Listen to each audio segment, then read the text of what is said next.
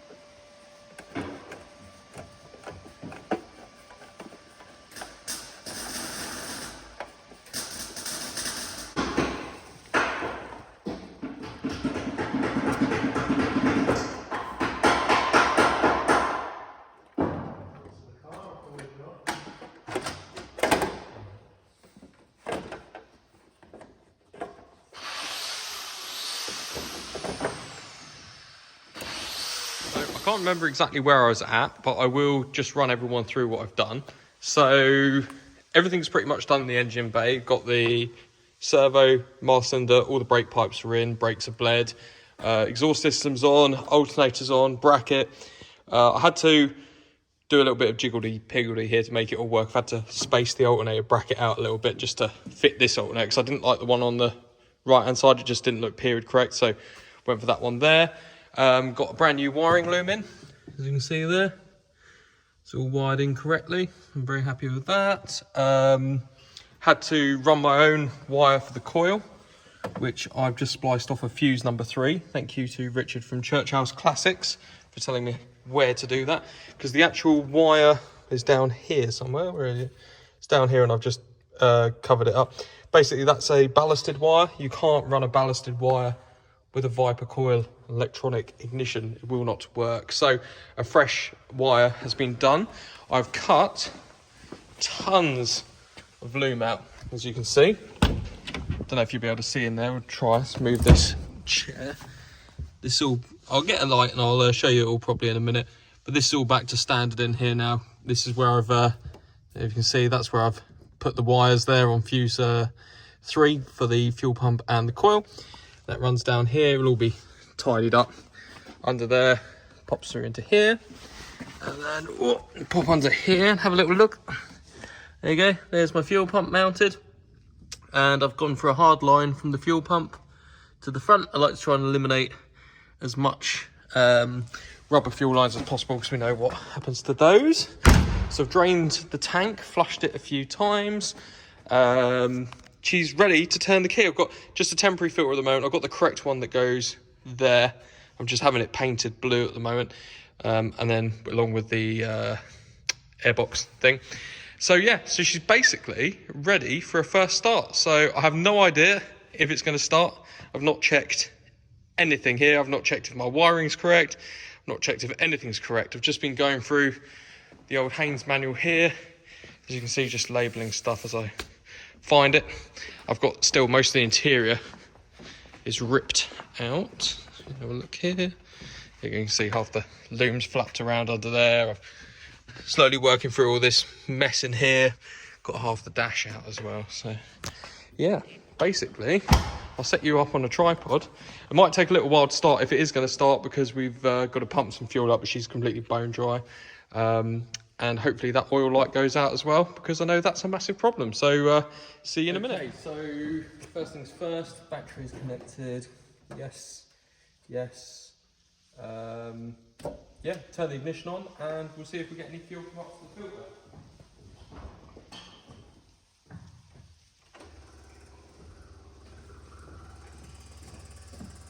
Oh yeah, if you can see that, it's filling up right, lovely.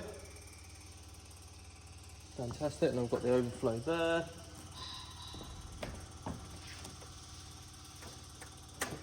Okay, all right guys, let's go for it.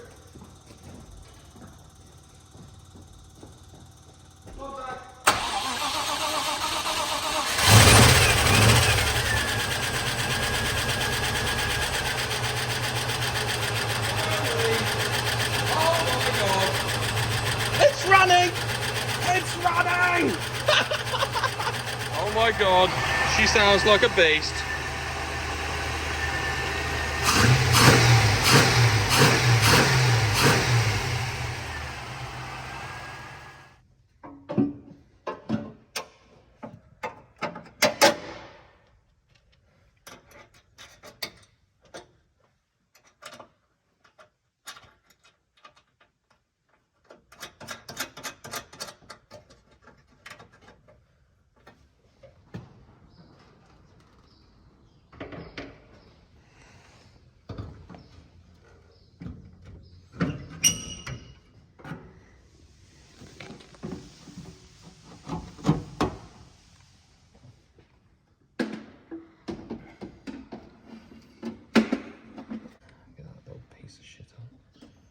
Beep.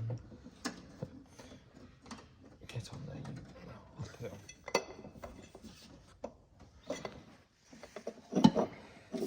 Get on there. Go on. Skirt with WD. No. No. Fuse. Oh, that's that getting in the way of that. It's on there. Oh, come on. Close enough. It needs some lube. No. Lube is love. Someone spit on it.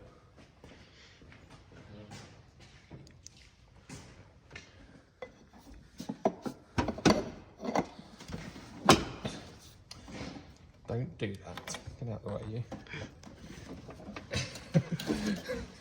Like a glove. Get on. So close. Oh, fucking hell. Get on. There we Yeah. go. Woo! We'll Easy. do that thing up in a minute. Go. Get you there. Line you up with that.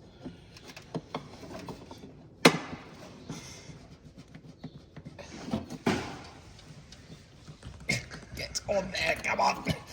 Like a glove. I was tempted to film your face, so it's like your stress face. You don't want to see that. Be like your O face. Come on. No, get on. Should have just whacked it with a rubber hammer. It probably would have gone. There we go. Like a glove. What a lovely sunny day. Ollie, what are you doing today? Not having a good day today. Oh, why'd you look sad? Have a look at the engine. Yeah. Oh, Yeah. there's a bit missing, Ollie. There is. Where is that bit over there, Matt? Oh, it's over here. Yeah. And what was happening, Matt? The water jacket was leaking. Coolant was leaking from here. All around here. And it was also leaking from this fucking thermostat as well. So, instead of driving my Range Rover, we're fixing my Range Rover. In nice weather. Yeah. Positivity. That's what I want to be doing all fucking weekend, isn't it? Go on then. Explain what the problem was. So, I am at fault, but so is the Haynes manual as well. So, I'd put the gasket on the wrong way round. Now, you'll notice on here, it says front. Now, if you read the Haynes manual, it says where it is marked front goes to the front and up of the engine, or something along those lines. So you would assume that that is up and that is the front of the engine. It is incorrect. The Haynes manual is confusing. What you need to do is have the front, so it's up, so this is the front of the gasket, it goes to the back of the engine, and you need to line this little slot here up with this bolt hole here. Now, the way you know that you're getting it right is this, and I had the gasket on wrong, this slot corresponds to this slot, just there. So that is how you know where you are right. And the Haynes manual says it should be at the front right, which I guess is the front right of the engine if you're standing at the back of the engine. I don't know. They haven't made it very clear. And the other thing that I've mistakenly done is, which it does say in the Haynes manual, is you're supposed to use some gasket sealer on the ports for the coolant. So that's the front two, and then I've got to do the back two here, and then you have to then put the sealant on top of here and here as well. So that is the mistake I've made. So we're going to reinstall this, and the next time you see it, I'm going to be happy because it's not leaking, hopefully.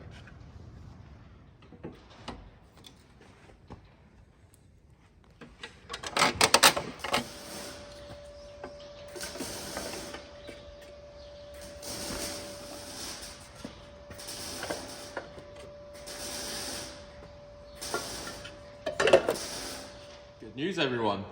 It's not leaking here. Matt, come on in. As you can see, no leaks down there, nothing. That's great. So I'm very happy, apart from that. As you can see, a little crack. Lovely. Got a little crack around there.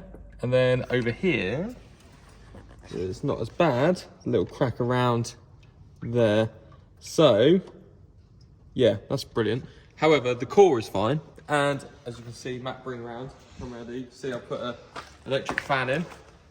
And I know everyone will say, you should have put it on the other side. Well, I didn't, because I put it on this side. But it is wired the right way, so it is pulling air in, or whatever it's meant to do. And then I've wired up a thermostatical switch here with an inline fuse. So as you can see here, if we just put it, there you go, which is lovely. We'll just put that to like 80 or something. So what I'm going to do is throw the rest of this thing back together, and I'm just going to fucking take it for a drive. I don't care if that thing is leaking. I'm only going to go down the track and back. Then I'll take the radiator out, and then the radiator can go to the radiator place. And this will be radiator number 3 that I've had a fucking problem with now. So, which is fun. Lots and lots of fun. So, Thumbs up. I'm not blaming the guy who sold me the radiator. I'm not blaming him. He did me a solid. He set it out. To be fair, it didn't leak, but I do think it is my fault for that down there. I just nipped it ever so slightly and it's just cracked it. So he sold me a good radiator. I'm just an idiot. So we're not angry about that. So if it can't be fixed, it can join over there my collection of other radiators that also leak for Range Rover Classics. One of them will be good. Yeah, I'm too tight to pay the £600 plus VAT for a new one, which is what we all know I'm going to end up doing. So, yeah. Right, let's throw it together and take it for a drive, because I've had enough now.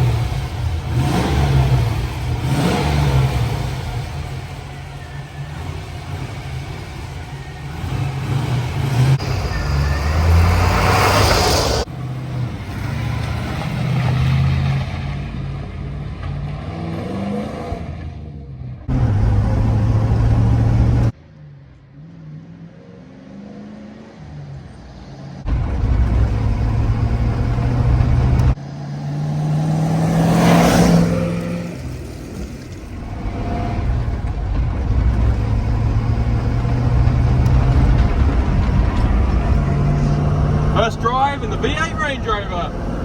Yeah, boy. Oh my God, she drives amazing. Now, it's not done. It has got quite a bad leak from the radiator, as you'll see now.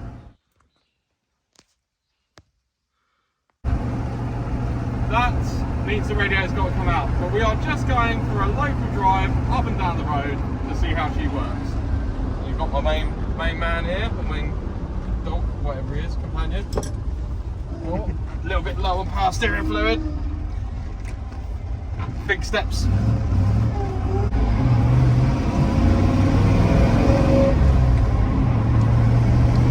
a lot nicer to drive than it was with the diesel in.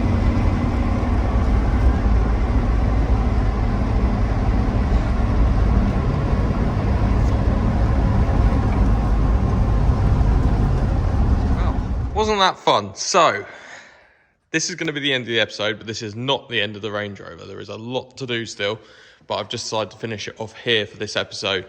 So, in the next episode, what we'll be doing is removing that radiator because it is leaking from down there.